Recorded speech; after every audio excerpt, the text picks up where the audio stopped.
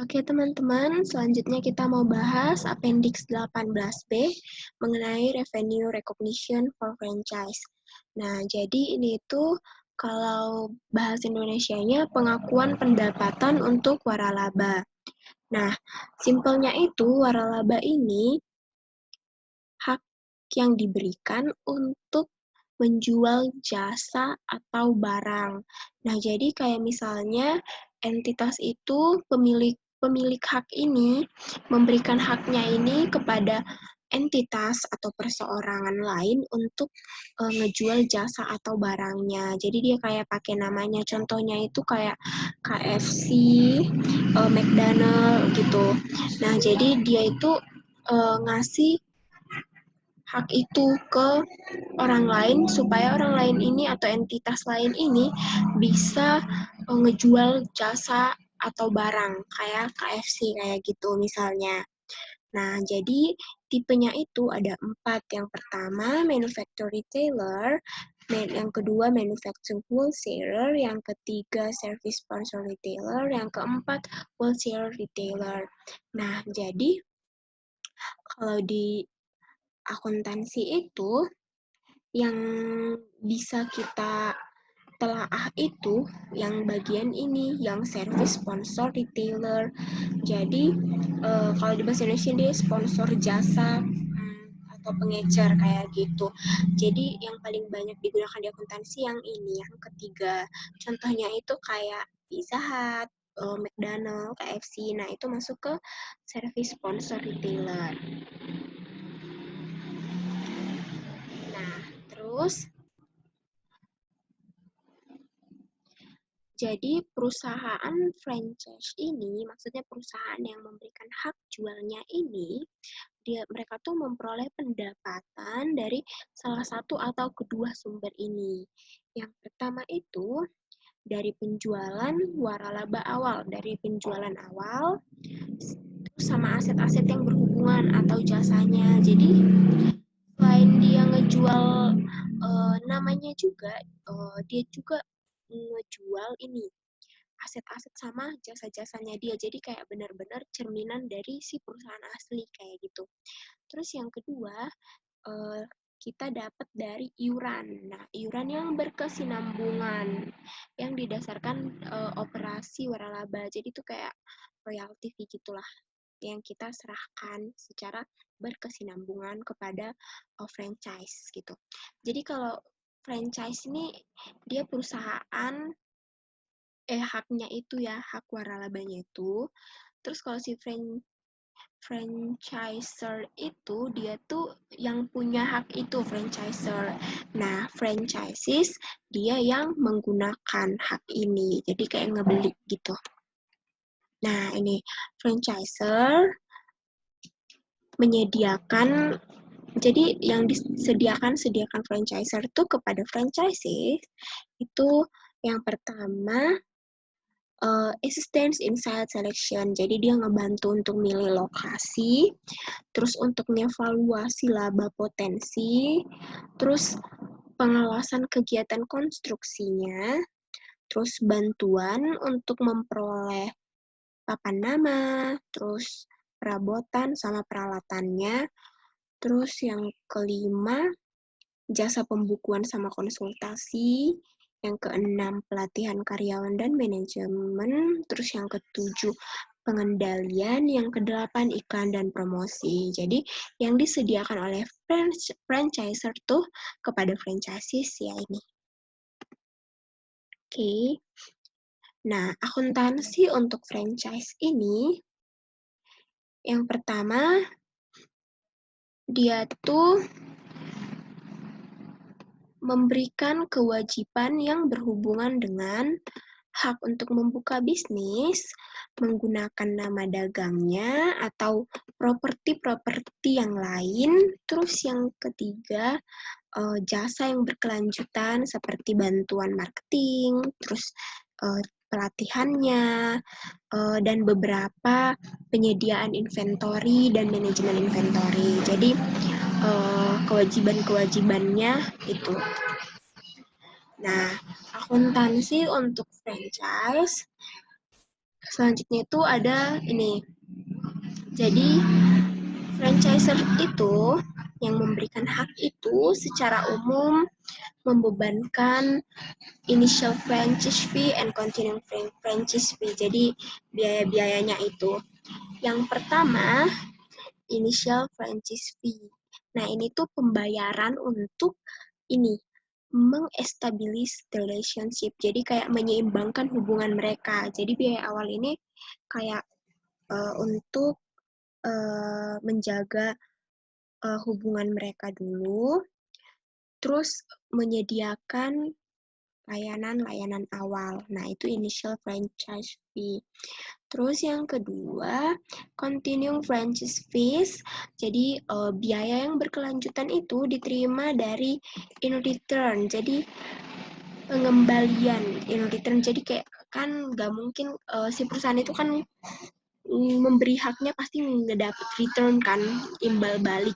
Nah, jadi dia dapat returnnya ini sesuai dengan persetujuan mereka. Terus dia juga dapat continuing franchise fees itu dari menyediakan pelatihan manajemen, periklanan, promosi, legal assistance, sama dukungan-dukungan yang lain kayak gitu. Ini contohnya. Jadi di sini dia bilang Tums Pizza itu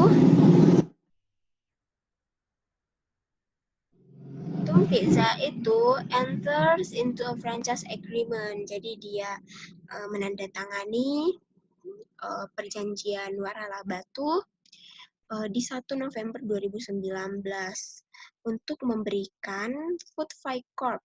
Jadi perusahaan Food Fight dia ngasih hak untuk mengoperasikan Tums Pizza untuk 5 tahun. Jadi si Tums Pizza menjual haknya kepada Food Fight gitu kan untuk mengoperasikan franchise-nya gitu. Nah, terus dia itu membebankan initial franchise fee biaya awal sebanyak 50.000 untuk hak mengoperasikannya. Terus dari jumlah ini 20.000 menjadi utang ketika si Food Fight itu menandatangani persetujuan. Nah, utang ini dibayar 5 tahun setiap 31 Desember sebesar 60.000. Nah, si Food Fight ini juga berjanji untuk membayar royalty payments, ini yang biaya iuran berkelanjutan yang continue sebanyak 1% dari penjualan tahunan. Nah, ini dibayar setiap 31 Januari. Oke. Selanjutnya, the credit rating of Food Fight indicate that money can be borrowed at 8%. Jadi peringkat kredit franchise ini menunjukkan bahwa uang dapat dipinjam dengan bunga 8%. Nah, present value dari anuitas biasa yang terdiri dari 5 penerimaan tahunan masing-masing itu sebesar 6.000 yang didiskontokan pada 8% sebesar 23.957. Nah, diskonto sebesar 6.043 ini merupakan pendapatan bunga yang diperoleh franchisor sepanjang periode pembayaran. Oke. Soalnya itu. Nah, hak untuk nama dagang, terus market area, dan proprietary know-how untuk 5 tahun itu dipisah separately and cannot be used with other goods or service that are reliable to the franchises.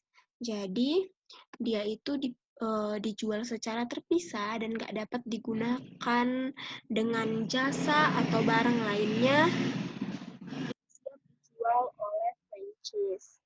Nah, terus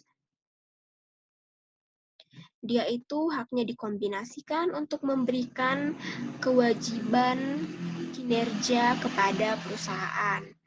Terus si Tums itu kewajiban kinerja si TUMS itu terjadi pada saat dia itu at point in time when Food Fight obtains control of the right. Jadi ketika si Food Fight itu udah dapat mengendalikan hak itu. Jadi tingkat kepuasan kewajibannya itu saat dia udah bisa menggunakan kewajibannya itu. Nah, selanjutnya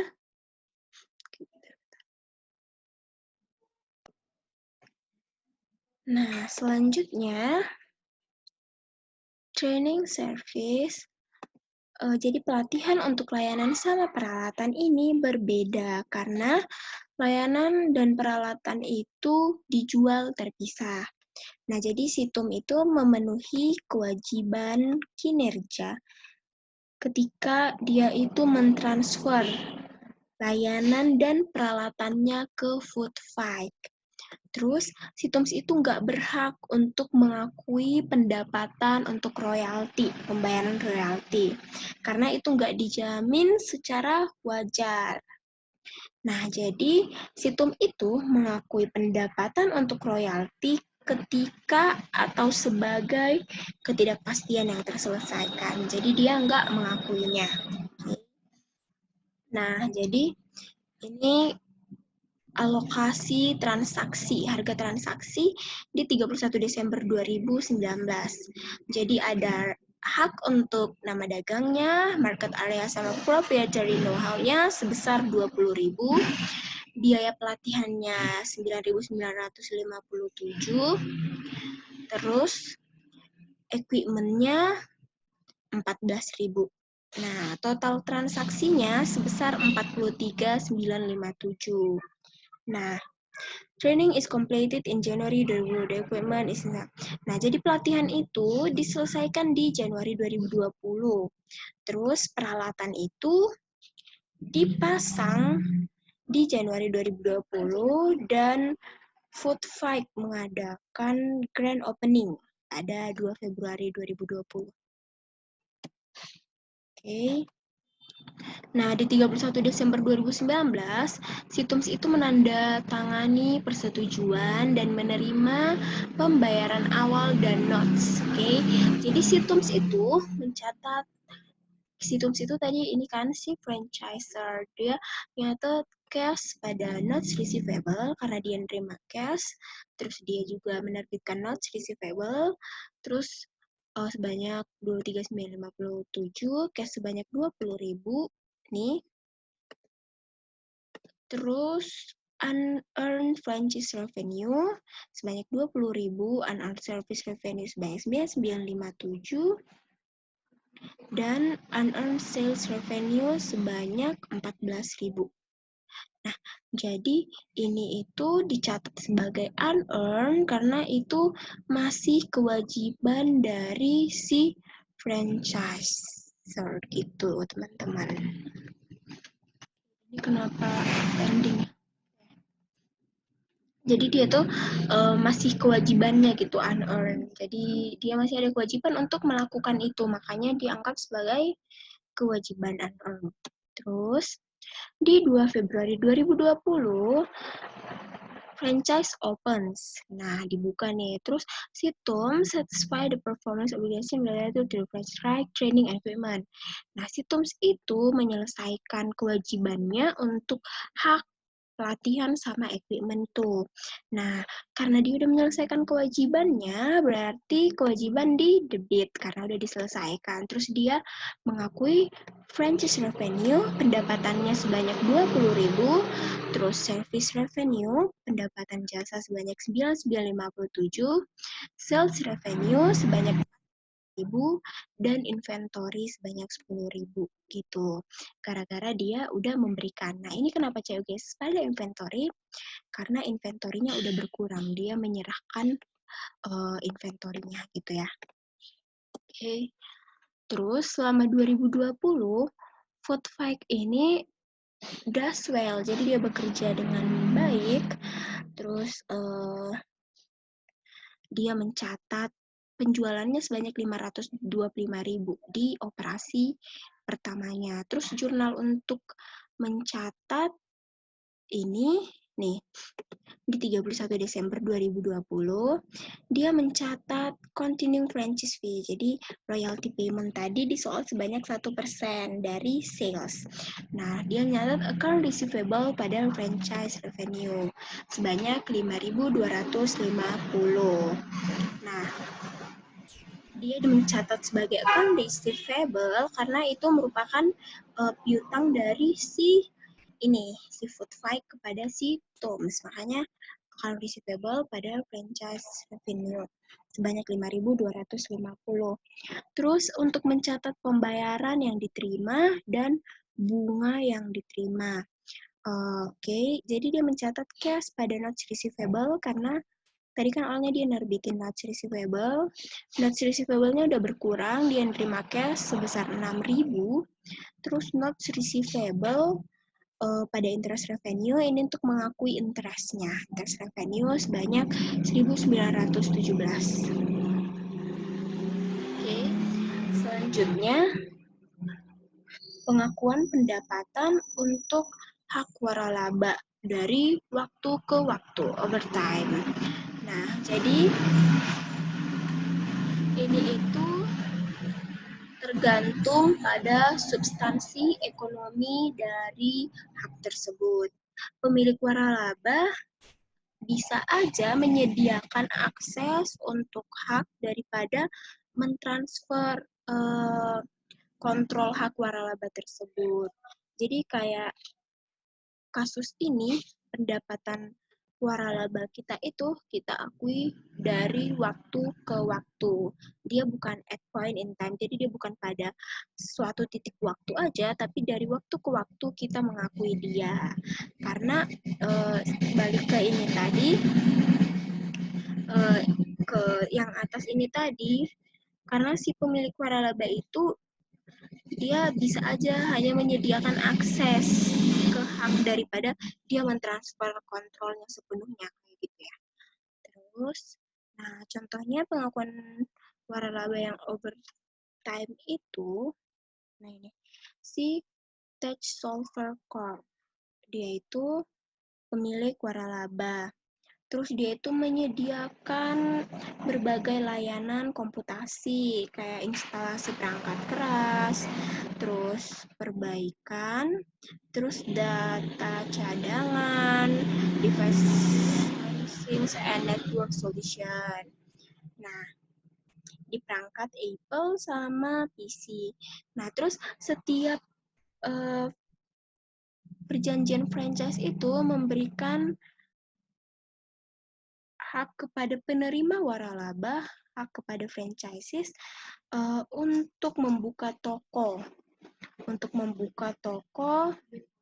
open attached solver stores, dan jadi tokonya itu ini attached solver stores dan menjual produksi attached solver. Jadi dia tuh si franchiser tuh ngasih si franchiser si attached ngasih ke ini ke siapa tadi?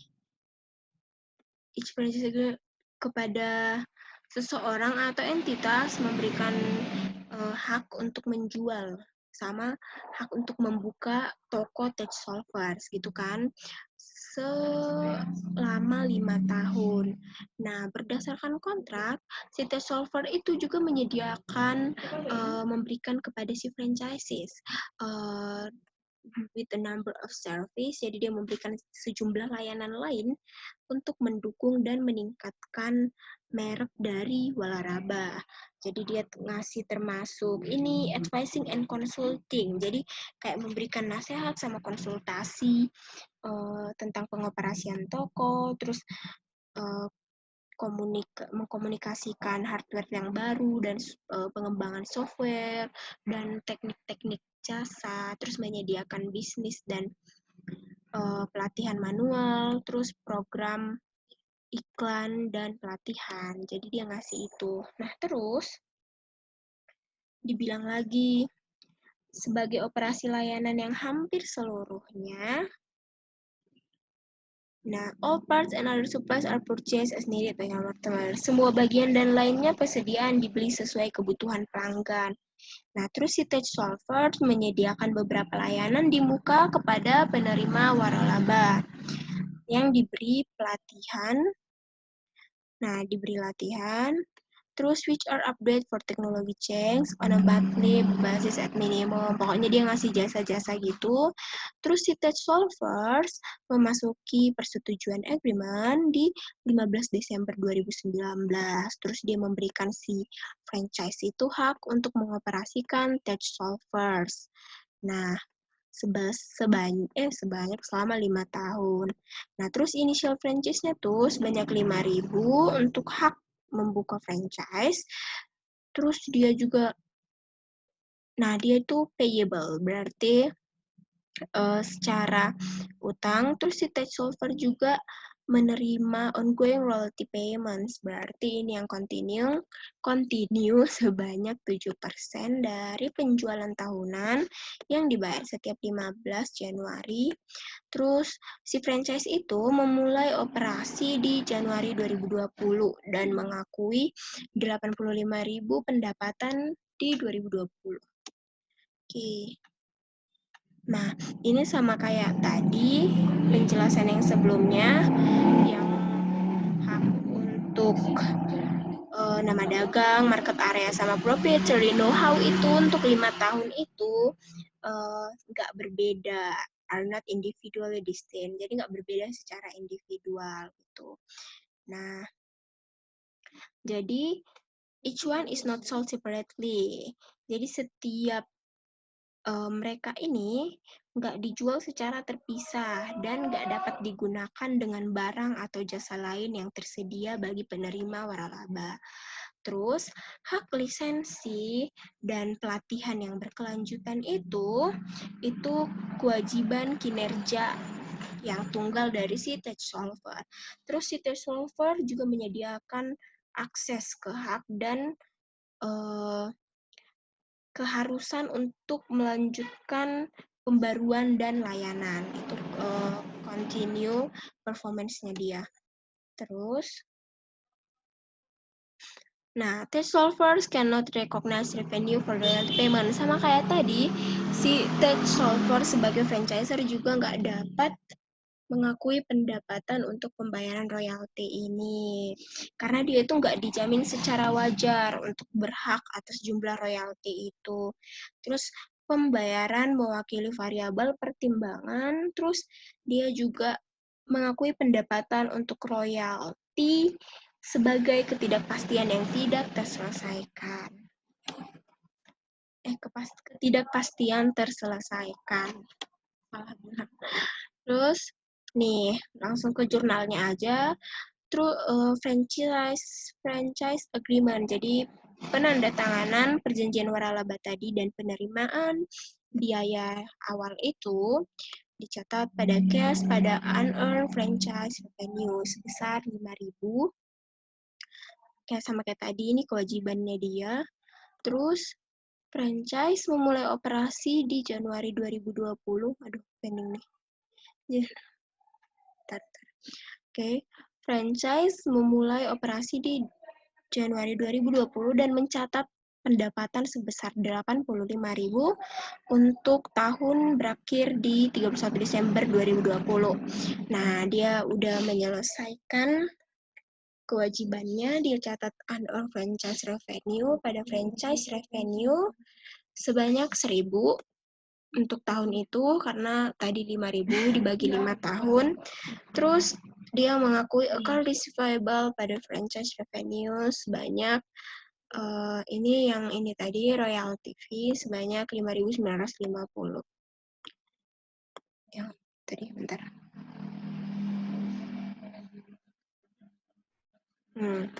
Gitu ya. Ini tadi yang ini 7% royalty payments.